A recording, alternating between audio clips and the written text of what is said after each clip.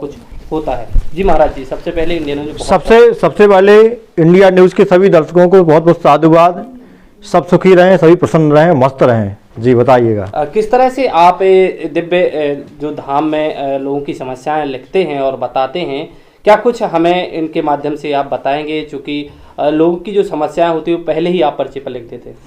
ये हमारे प्रभु श्री रामलला सरकार के चरणों की कृपा है। उनके आशीर्वाद से जो भी पर्चे पर लिख देते वो सत्य हो जाता है।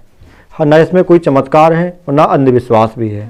वास्तविकता है अपने सनातन धर्म की, वास्तविकता है हमारे प्रभु की कृपा की, उनकी महिमा है प्रभु की, कि उनकी कृपा से जो भी लिख देते वो सत्य कर देते। नहीं तो हमें क्षमता नहीं है, ना किसी में सामर्थ्य है, ना हम कोई तांत्रिक है, ना कोई जानकार है, ना कोई चमत्कारी है, ना कोई हमारे पास में जादू टोना है, कुछ भी नहीं है। हमारे पास में मात्र उनका नाम है, प्रभु का नाम लिया और उनकी कृपा से सत्य हो गया बस। और समस्याओं का समाधान भी होता है उनकी कृपा से। जी, बहुत से श्रद्धालु भी यहाँ पर आते हैं। क्या विशेष करके आपको देखने को मिल रहा है? क्योंकि आज के जो परिवेश में है, लोगों के द्वारा भी बहुत सुनने को मिलता है।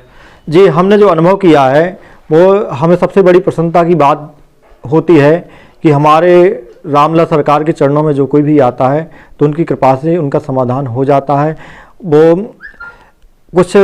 वो समस्या नहीं बताते अपनी, और बिन बताए हुए पर्चे पर छप जाती है। और उन सभी की कामनाएं और जो समस्या है, जिन डॉक्टरों ने जिन हाथ खड़े कर दिए, अभी आपके ओरछा थाने के आए थे, कौन एसआई हैं, कौन है, क्या नाम है, टीआई, हाँ सिस्टर, उनकी सिस्टर को कैंसर हो गया था और चतुर्थ स्टेज पर थी। तो डॉक्टरों ने मना कर दिया कि इनकी सेवा कर लो। और वो हमारे रामलला सरकार के यहाँ दरबार में आए, माँ भगवती के चरणों में, तो आदेश हुआ गद्दी से कि स्वास्थ्य लाभ होगा, पूर्ण ठीक होगी, कैंसर है और चतुर्थ स्टेज पर हैं, कृपा होगी, आशीर्वाद है। तो आज आप जाकर के ओरछा थाने में उनका इंटरव्यू ले सकते हैं। उनकी बहन चलती फिरती खाती पीती हैं और 1% भी कैंसर नहीं है, इन्फेक्शन नहीं है। तो ये प्रभु की कृपा है, असंभव को संभव कर देते वो। नागपुर के जो श्याम मानव जी हैं, उनके द्वारा अंधविश्वास है इसे माना गया है, और उनके द्वारा धीरेन्द्र कृष्ण शास्त्री पर जो आपके भाई है उनके ऊपर आरोप भी लगाए गए हैं। तो उन आरोपों को आप कितना मानते हैं, जो कि लगातार मीडिया में भी लगातार चल रहा है और देखने को आ रहा है कि यह सब कैसे हो सकता है? उनने चुनौती भी दी थी जिन्हें महाराज जी के द्वारा स्वीकारा भी किया। तो आप इस आरोपों को किस तरह से देखते हैं? जो आरोप लगाए हैं श्याम मानव जी ने, और ये सब झूठे हैं। हमारे भैया के पास में हमारे परिवार पर पूर्वजों की और श्री बालाजी सरकार की पूर्ण कृपा है, हमें पूर्ण विश्वास है, पूर्ण कृपा है और सत्यता है, वास्तविकता है, कोई अंधविश्वास नहीं है, किसी को कोई पाखंड नहीं है, ना किसी के साथ में छलावा किया जाता है, ना धोखा दिया जाता है, ना कोई ऐसा है कि हम पैसा कमा रहे हैं या वैभव कमा रहे हैं, ऐसा भी कुछ भी नहीं है। जी, और साथ ही साथ जो लोग अपने क्षेत्र के लोग हैं, बुंदेलखंड के लोग हैं, सनातन धर्म को लेकर के लगातार बातें उठती हैं, तो उसको लेकर के आप क्या कुछ कहना चाहेंगे? देखिए, किसी अन्य संप्रदाय के बारे में कोई कुछ नहीं बोलता है। कितना पाखंड चलता है, कितनी जीव हिंसा होती है अन्य धर्मों में, कितना क्या कुछ नहीं करते पादरी लोग, और कौन कौन से क्या कुछ नहीं होता उनके धर्म में, सिर्फ पाखंड और गलत काम होता। हमारा धर्म तो सिखाता है कि सबसे प्रेम, वसुधैव कुटुंबकम की भावना हमारे धर्म में है। सभी से, चींटी से लेकर के समस्त जीव जंतु वृक्षों तक की पूजा की जाती है।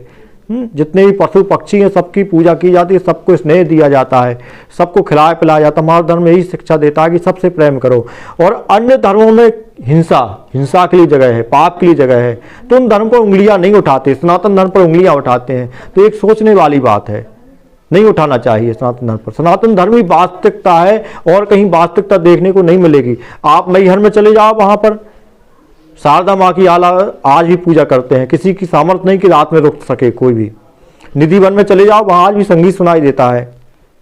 हमारे धर्म में रोज नित्य प्रति चमत्कार होते हैं। हमारी संस्कृति कालजयी है, मृत्युंजयी है, काल पर विजय दिलाने वाली हमारी संस्कृति है। कालजयी है, कहा गया है शास्त्रों वेदों में, मृत्युंजयी है। किसी की मृत्यु भी निकट आ गई है तो उसे निराश होने की जरूरत नहीं है, क्योंकि भावी मैट सके त्रिपुरारी, जो तप करे कुमार तुम्हारी। उसकी आयु भी पूर्ण हो चुकी है। आज तो उसको प्रसन्न कर लें, शिव जी को प्रसन्न कर लें तो उसकी आयु बढ़ जाएगी, बड़ी है, कहीं चमत्कार होते हैं।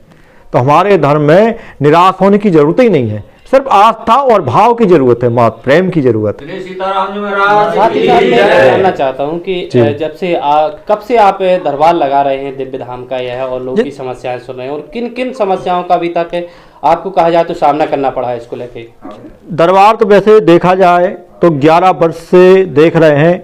सत्संग, पहले सत्संग के माध्यम से हम समस्याओं का समाधान प्रभु की कृपा से करते थे, और आज लगभग 5.5 वर्ष होने जा रहे हैं, सबसे हमारा दरबार चल रहा है। और हम जो देख रहे हैं, कृपा होती है, वास्तविकता है, चमत्कार होते हैं, और हमने अनुभव किया है व्यक्तियों के समस्याओं का समाधान होता है, निसंदेह समाधान होता है, इसमें कोई संशय करने वाली बात नहीं, कोई संदेह नहीं जी। समस्याओं का किन चीज़ों का आपने सामना किया हो कि दरबार लगाते हैं तो किन किन चीज़ों की आपको मतलब चुनौतियां झेलनी पड़ी हैं इसको लेकर? देखिए, क्योंकि आपके यहाँ पे बागेश्वर धाम में भी दरबार लगातार लगता है। देखिए, ऐसा है, भगवान राम भी आए हैं और भगवान श्री कृष्ण भी आए हैं, तो समस्याओं का सामना उनको भी करना पड़ा, उनको भी कलंक झेलना पड़ा, दोषारोपण भी किए गए, और असामाजिक तत्व खड़े हो गए उनकी लड़ाई लड़ने के लिए, महाभारत करने के लिए। तो जब भगवान को नहीं छोड़ा समाज में, तो हम तो किस खेत की मूली हैं, कुछ भी नहीं है। तो हमने समस्याओं का समाधान, हम तो ध्यान नहीं देते। हम नेगेटिव जो विचार बोलता है या कुछ गाली भी देता है, तुम कहते भैया नमस्कार प्रणाम, तुम्हें स्वीकार हो, भगवान सद्बुद्धि दे उन्हें जो गालियाँ दे रहे हैं, भगवान सद्बुद्धि दे, अपने जीवन को सफल बनाए, हम तो उनसे यही कहते हैं।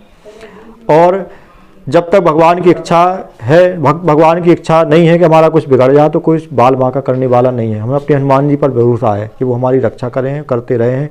हम सनातन धर्म के लिए लड़ते रहेंगे। सनातन धर्म में कुछ यदि ऐसा कुछ होता भी हमारे साथ में, तो हमारा जो जीवन सफल है, कृतार्थ हो जाएंगे हम उस समय।